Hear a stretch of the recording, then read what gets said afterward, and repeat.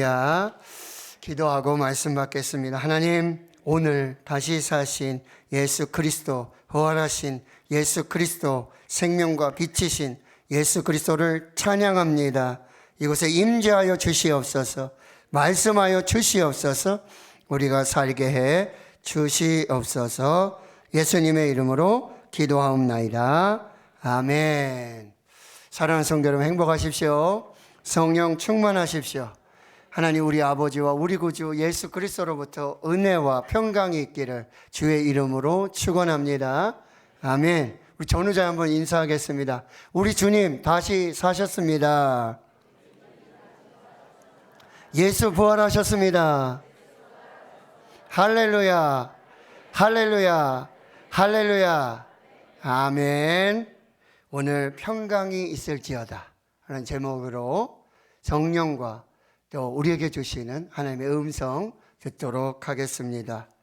기독교 실존주의 철학자 키르케고르의 저서 중에 공포와 전율이라는 책이 있습니다.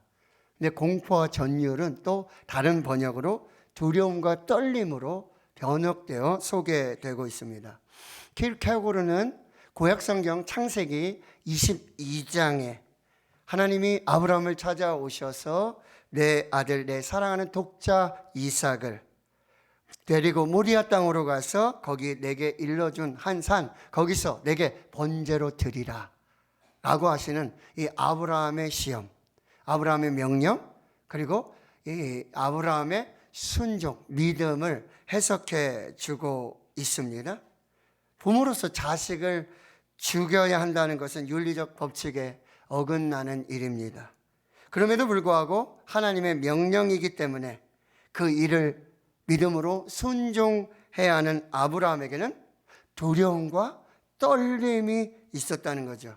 공포와 전율이 있었다라는 사실이에요. 그래서 윤리적 실존과 이 종교적 실존 사이에서 갈등하던 아브라함은 이 도덕적 당위를 넘어서는 신 앞에 서는 단독자로서의 고독한 결단을 내리게 되는 것입니다. 때로 신을 믿는 자들은 신 앞에서 불안을 안고 양심의 소리와 모순되는 결단을 해야 하는 순간이 올 수 있습니다. 아브라함은 아버지로서 자신에 대해 죽는 절망을 경험하며 절대자 하나님을 믿는 절대 고독의 자리에서 믿음의 도약을 해야만 한 딜레마에 빠져 있었다라고 하는 거죠. 철학자 헤겔이나 칸트 같은 이들의 수준에서 도덕적 이성에 근거한 보편적 삶을 살고자 하는 이들에게는 이해하기 어려운 결단이었습니다. 그래서 키르케고르는 믿음을 이렇게 정의하고 있습니다. 믿음은 믿지 못할 것을 믿어야 하고 이해할 수 없는 것을 수용해야 하는 역설적인 절대 고독의 결단이라고 믿음을 정의하고 있습니다. 그래서 그리스도인은 윤리적 실존의 차원에서 사는 존재가 아니라 그 차원을 넘어서서 종교적 실존의 존재를 사는 사람이라고 말하고 있습니다. 자, 오늘 본문을 보십시오. 예수님의 제자들이 십자가 앞에서, 예수의 죽음 앞에서 공포와 전율 속에 있습니다. 두려움과 떨림 가운데 있습니다. 그런데 예수님이 부활하셨습니다. 그리고 그들 가운데 서서 말씀하십니다. 너에게 평강이 있을지어다. 그러나 아직 제자들은 예수님의 부활을 믿을 준비가 되어 있지 않았습니다. 37절에 제자들은 이렇게 반응합니다. 그들이 놀라고 무서워하여 그 보는 것을 영으로 생각하는지라. 제자들은 부활하신 예수님이 실체가 아닌 환영의 모습으로 나타났다고 생각을 하고 놀랍고 두려움에 사로잡혀 있습니다. 그런 반응을 보이는 제자들에게 예수님은 38절에 이렇게 말씀하십니다. 어찌하여 두려워하며 어찌하여 마음에 의심이 일어나느냐. 오늘 본문의 결론부터 말하자면 이 사건을 통해서 제자들은 공포와 전율, 두려움과 떨림 속에서 마침내 예수 그리스도께서 주시는 평안을 받고 평안의 복음의 증인이 될 수 있었다라고 하는 거죠. 그러면 어떻게 공포와 전율 속에 두려움과 떨림 속에 있었던 그들이 예수님 말씀하시는 그 평안을 받고 평안의 복음의 증인이 될 수 있었는가? 오늘 세 가지를 통해서 한번 살펴보도록 하겠습니다. 첫 번째는 부활하신 예수의 실체를 확인했기 때문입니다. 부활하신 예수님께 오셔서 너희에게 평강이 있을지어다. 두려워합니다. 떨립니다. 영으로밖에 생각할 수가 없었습니다. 그래서 예수님은 오늘 39절에 이렇게 말씀하십니다. 내 손과 발을 보고 나인 줄 알라. 또 나를 만져보라. 영은 살과 뼈가 없으되 너희 보는 바와 같이 나는 있느니라. 부활하신 예수님이 환영으로 보고 있는 제자들에게 손과 발을 내보이시고요. 또 만져보라고 그렇게 말씀을 하세요. 그러나 아직도 제자들은 믿지 못하는 것이죠. 그러니 예수님은 구운 생선 한 토막을 잡수시며 부활의 실체를 증언하여 주시는 것이죠. 그러니 그들은 비로소 예수님이 전하시는 이 평안의 복음을 받고 평안의 복음의 증인으로 살게 되었다라고 하는 거죠. 모든 예수 사건의 불신앙은 예수의 부활을 믿지 못하는 데서 시작하는 것입니다. 부활하신 예수님의 실체를 확인할 때 신앙의 모든 불안을 넘어서서 담대하게 믿음으로 평안으로 그 복음을 살아낼 수 있게 되는 것입니다. 예일대학교 법대 출신으로 미국의 시카고 트리뷴 저널 잡지입니다. 거기에 명 저널리스트였던 리 스로벨, 그는 무신론자였고 회의주의자였습니다. 그가 어느 날 아내와 그리고 딸 앨리슨과 함께 식당에 가서 식사를 하려고 했는데 그때 딸이 사탕을 잘못 먹고 기도가 막혀서 참 위험한 상황에 빠지게 되어지는 거죠. 근데 마침 그 식당에 간호사 LP라고 하는 사람이 있었어요. 응급처치를 해서 이 딸아이가 기적적으로 생명을 구원받게 되어지는 것이죠. 간호사 LP는 이 딸아이를 살려놓고는 이렇게 말합니다. 오늘 내가 이 식당에 온 것은 주님의 인도하심이었고 당신의 딸 앨리슨이 목숨을 구한 것은 하나님의 신비한 섭리와 뜻과 계획이 있었다라고 말하는 거죠. 리스트롭의 아내 레슬리는 그 말에 감동을 받고요. 간호사 LP와 함께 이 간호사가 출석하는 교회에 출석하여 예배를 드리기 시작합니다. 근데 이 반면에 리스트롭의 이 유명한 저널리스트, 얼마나 이성적이고 얼마나 논리적인 그런 사고를 가진 사람입니까?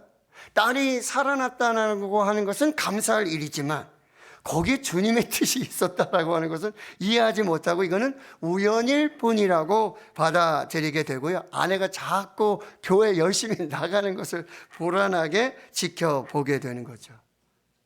리 스로웰이 누굽니까? 기자입니다. 저널리스트. 그는 이제 기자의 근성을 가지고 예수의 허구성을 파헤쳐서 그걸 증명해내서 아내가 더 이상 교회 나가지 못하고 예수에 빠지지 않도록 해야 하겠다라고 예수 연구에 몰입하게 됩니다. 그래서 가장 먼저 예수가 과연 역사적 실존 인물이었을까? 예수가 과연 역사적으로 실존 인물이었을까? 그래서 역사적 예수 연구의 최고의 권위자들을 찾아다닙니다. 그리고 함께 예수가 역사적으로 실제적으로 존재했는가를 함께 연구하게 되면서 결국 그는 예수는 역사의 실제 인물이었다. 그리고 예수 복음의 핵심, 예수의 부활을 믿게 되어지는 것입니다. 할렐루야. 리 스로벨은요, 나중에 여러분 책을 씁니다. 그 책이 바로 예수는 역사다. 전 세계 20여 개국의 언어로 번역 출판되었고 영화로도 지금 상영이 되고 있습니다. 리 스로벨은 나중에 회개하고 세례를 받고 여러분 목사가 되고요. 그리고 교수가 되어집니다. 휴스턴 침례 신학교 대학교의 교수가 되어 지금 우리 시대에 하나님이 쓰시는 아주 강력한 예수의 증인으로 사용되고 있는 사람입니다. 이유가 무엇입니까? 예수가 역사적인 실제의 존재 인물일 뿐만 아니라 그는 실제로 부활했다라는 이 실제를 믿게 되었다라고 하는 거죠. 바로 1세기. 바로 거기 공포와 전율 속에 두려움과 떨림 속에 있었던 제자들처럼 부활하신 예수의 실체를 경험하고 그 평안을 받고 그 복음의 증인이 되었다라는 거죠. 자, 두 번째는 바로 그 제자들은 성경의 진리를 마음으로 깨달아 경험했기 때문입니다. 자, 오늘도 저와 여러분은 주일에 이렇게 예배를 드리며 말씀을 듣습니다. 설교로도 듣고 성경 말씀을 읽습니다. 그런데 이것이 진짜 우리가 하나님의 말씀을 경험한다라고 하는 진정한 의미로서의 그 이야기는 아닐 거예요. 여전히 여러분 지금 오랜 신앙생활을 하셨지만 교회에 오시지만 설교를 듣고 성경을 읽고 계시지만 이거는 죽어있는 문자일 뿐이다, 글자일 뿐이다라고 생각하시는 분들이 있으실 것입니다. 바울은 고린도후서 3장 6절에 이렇게 말합니다. 율법 조문은 죽이는 것이요 영은 살리는 것이니라. 저와 여러분이 아마 다 경험하셨겠지만 이렇게 글자로 죽어있는 문자로 보았던 이 성경이 어느 날 갑자기 성령께서 살아있는 말씀으로 글자가 아닌 문자가 아닌 하나님의 말씀으로 믿게 하시는 그 역사가 나타난다라고 하는 것입니다. 오늘 44절의 말씀을 보십시오. 예수님이 말씀하십니다. 내가 너희와 함께 있을 때에 너에게 말한 바 곧 모세의 율법과 선지자의 글과 시편에 나를 가리켜 기록된 모든 것이 이루어지리라 하리라 한 말이 이것이라 하시고 예수님께서 바로 거기서 성경을 열으셔서 모세의 율법의 말씀, 선지자의 말씀, 시편의 말씀에 있는 자기 자신에 관한 이것을 뭐라 그러죠? 저자직강이라고 합니다. 예수님께서 직접 말씀이신 예수님께서 그 문자 기록된 그 말씀을 자기에 관해 기록된 그 말씀을 읽고 해석해 줄 때 여러분 45절에 그들의 마음이 열려져서 성경을 깨닫게 되었다라고 말씀하고 있다라고 하는 거죠. 예수님께서 시편의 글과 선지자의 글과 모세의 율법에 기록된 자기 자신에 관한 이 성경을 읽고 풀어서 해석을 해 주실 때 성령께서 마음을 열고 깨닫게 해 주셔서 그때 비로소 거기에 서 있는 부활하신 예수가 영이 아니라 실제예요. 말씀이 육신이 되어 우리 가운데 거하시는 하나님이시고 그가 부활하신 예수임을 경험하게 되어진다는 거죠. 말씀이 살아서 증언하신 그 말씀이 살아서 제자들에게 역사하는 그 능력이 나타나게 되어지는 거죠.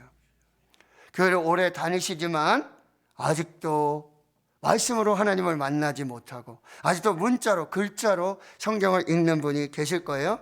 오늘 시편 119편의 말씀을 여러분 꼭 들으십시오. 다시 한번 읽어보겠습니다. 시편 119편 18절 내 눈을 열어서 주의 율법에서 놀라운 것을 보게 하소서. 아멘. 시편 119편 34절입니다.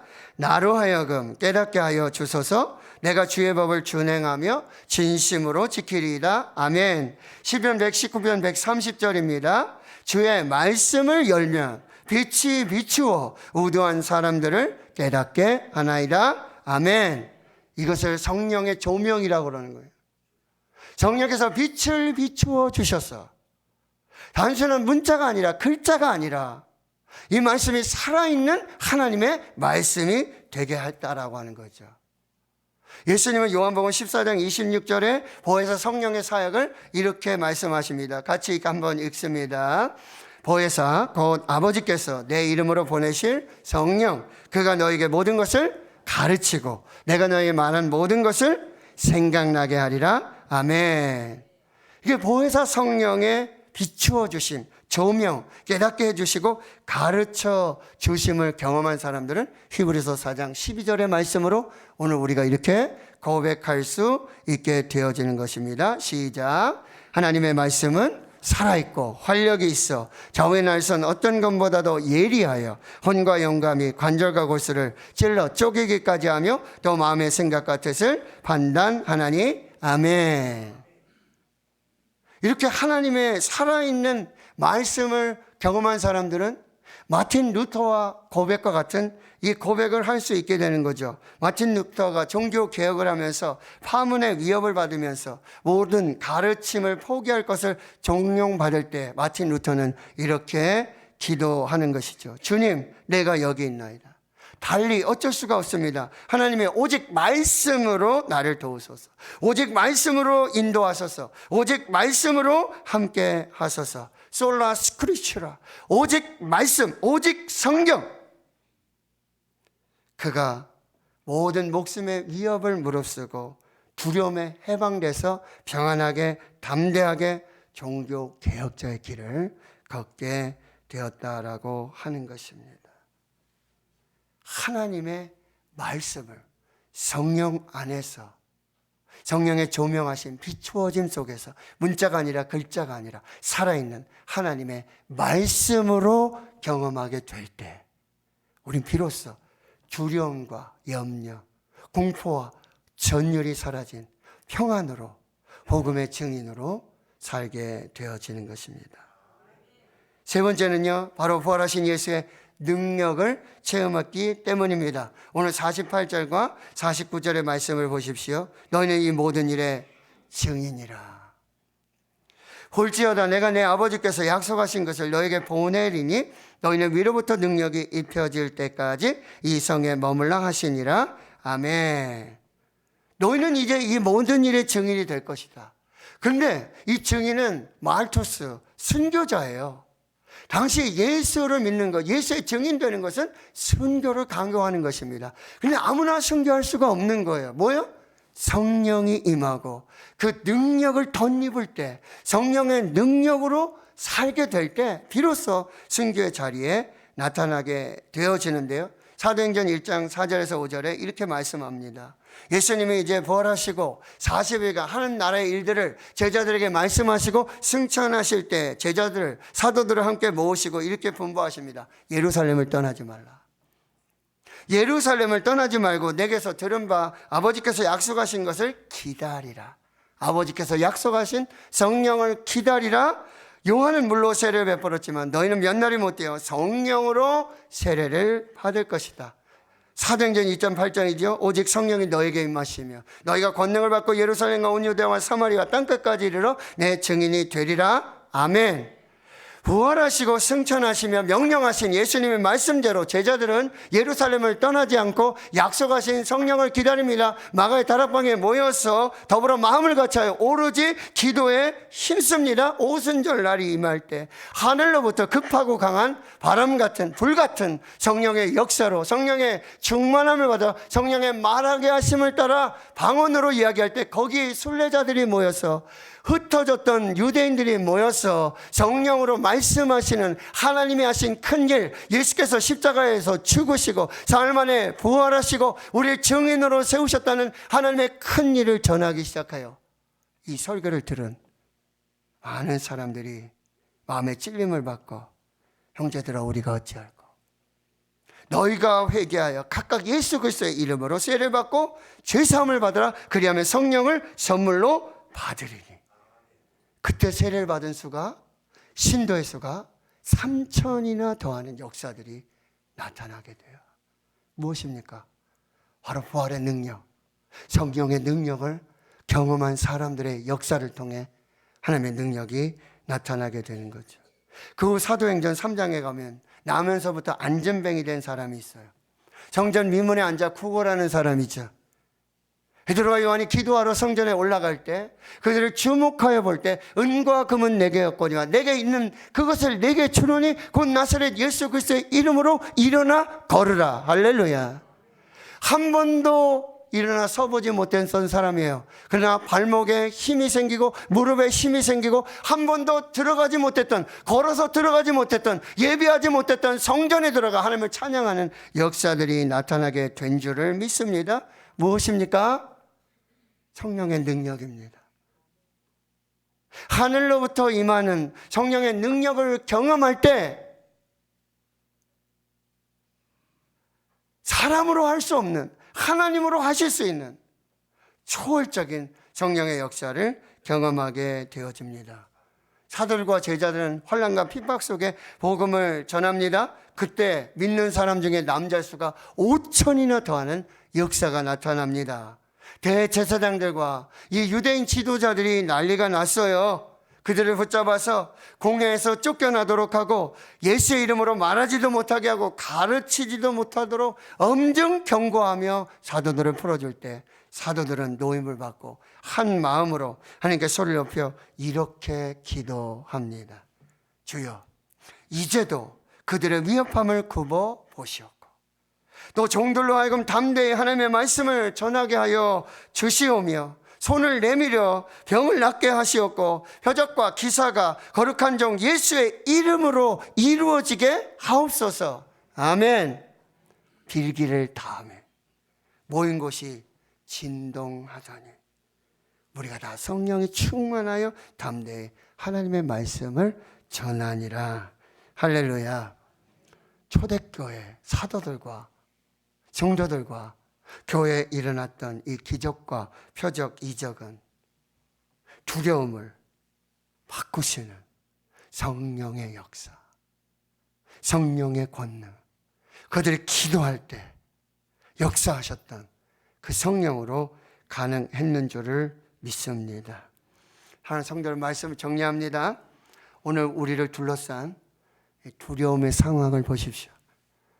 국가적인 위기, 삶의 위기, 너무나 많은 두려움과 공포와 전율 속에 우리는 하루하루 살게 되어지죠. 러시아와 우크라이나의 전쟁. 신문을 봤더니요, 10여 년 전에 약 50여 개국에 있었던 이 독재 국가들이 지금 10년 지나서 7, 80여 개국으로 갑절로 독재 국가가 늘어나고 있다는 사실이에요. 이스라엘과 팔레스타인, 하마스와의 이 종교 전쟁을 보십시오. 전 세계에 일어나는 지진을 보십시오. 기근을 보십시오. 속출하는 기상이변을 보십시오. 어제 일본에서 온 집사님을 뵀는데 그 일본에 지진이 일어났는데 수개월이 지났는데요, 지금도 우편 배달이 되지 않는 그런 상황이라고 말하고 있어요. 미국의 제 친구, 살고 있는 미국의 친구 이렇게 얘기한답니다. 이제 공원에 나가서 뭐 이렇게 좀 지내고 한다면 이 미국 사람들이 한국 사람들이 교포들을 이해하지 못하고 한국에 사는 사람을 이해하지 못한다는 거예요. 뭡니까? 지금 핵을 쏜다 그러고 미사일을 쏜다 그러는데, 야, 대한민국 사람들 참 믿음이 대단하다. 어떻게 그렇게 살고 있느냐. 우린 지금 대륙간으로 좀 미사일이 날아온다 그러는데 우리도 지금 벌벌벌 떨고 있는데, 야, 너 한국 사람 진짜 대단하다. 도대체 뭘 믿고 그렇게 평안하게 태평하게 살고 있느냐. 그렇게 얘기한다라고 하는 것이죠. 우리가 두려움 속에 이렇게 평안할 수 있는 이유가 뭐죠? 정치는 혼동의 진흙탕 싸움입니다. 경제는 침체되어 있어요. 남과 북이 갈라졌죠. 동과 서가 갈라졌어요. 영혼함이 갈라졌어요. 색깔이 완전히 다르죠. 지역과 계층과 세대가 사상과 이데올로기로 분열과 다툼의 연속에 교회요? 4분운열하고 있습니다. 코로나가 끝이 보이지 않습니다. 우리의 사업과 가정 흔들리고 자녀들 청년 세대 길을 잃고 방황하고 있습니다. 빛으로 소금으로 살아야 할 그리스도의 이 정체성을 살지 못하고요, 진리의 등대를 비춰야 될 교회가 흔들리고 그 빛을 잃어가고 있다라고 하는 거예요. 세속화, 만몬주의, 물질주의, 더 이상 예배하지 않습니다. 아니, 이렇게 편하게 영상으로 집에서 얼마든지 예배할 수 있는데 왜 불편하게 교회 가서 예배드리냐. 기도하지 않습니다. 아니, 기도하지 않아도 뭐 살 만큼 사는데 뭐 별일 없는데 왜 목사님 자꾸 기도하자고 그러고 왜 예배 드리자고 그렇게 말씀하십니까? 총체적인 위기입니다. 그러나 이 두려움, 이 위기, 공포와 전율, 두려움과 떨림 속에 우리가 오늘도 평안하게 예배할 수 있는가? 그 해답이 정치에 있지 않고 그 해답이 경제에 있지 않습니다. 그 해답은 어느 특정 정당에 있는 것이 아닙니다. 어느 특정 교회, 특정한 크리스천 리더십에 있는 것이 아닙니다. 사람의 구원은 헛것입니다. 살아계신 하나님께 있는 줄 믿습니다. 지금도 살아계셔서 역사하시는 하나님의 은혜인 줄 믿습니다. 십자가에서 죽으셨지만 죽음이 끝이 아니라 십자가가 끝이 아니라 부활하셔서 그 빛으로 생명으로 역사하신 부활하신 예수가 지금 우리와 함께 계시는 줄 믿습니다. 부활하신 예수님은 실제로 살아나신 예수님을 주신 줄을 믿습니다. 그 말씀대로 우리 가운데 역사하시는 줄 믿습니다. 그 성령의 권능으로 우리가 사는 줄 믿습니다. 해답은 예수에게 있습니다. 이런 답은 오직 예수입니다. 오늘 이 말씀을 들으십시오. 너에게 평강이 있을지어다. 너에게 평강이 있을지어다. 너에게 평강이 있을지어다. 내가 너에게 주는 것은 세상이 주는 것과 같이 아니하다. 내가 세상을 이기었노라. 내가 사망을 이겼노라. 내가 절망을 이겼노라. 평강이 있을지어다. 예수 평강으로, 부활 평강으로 평안을 살고 복음의 증인되는 거룩한 역사가 있기를 주의 이름으로 축원합니다. 축원합니다. 하나님 감사합니다. 오늘 부활하신 예수님 여기 계시는 줄 믿습니다. 우리가 눈으로 보게 하여 주시옵소서. 귀로 듣게 해 주시옵소서. 말씀이신 예수님께서 살아 역사하심을 우리의 마음의 문을 열어서 깨닫게 해 주시옵소서. 오늘 성령의 권능으로 살게 해 주시옵소서. 치유하여 주시옵소서. 두려움이 떠나갈지어다. 염려가 떠나갈지어다. 낙심과 절망이 떠나갈지어다. 예수로 다시 살지어다. 예수로 평안할지어다. 오직 성령으로 사는 우리 모두가 되게 해 주시옵소서. 예수님의 이름으로 기도하옵나이다. 아멘.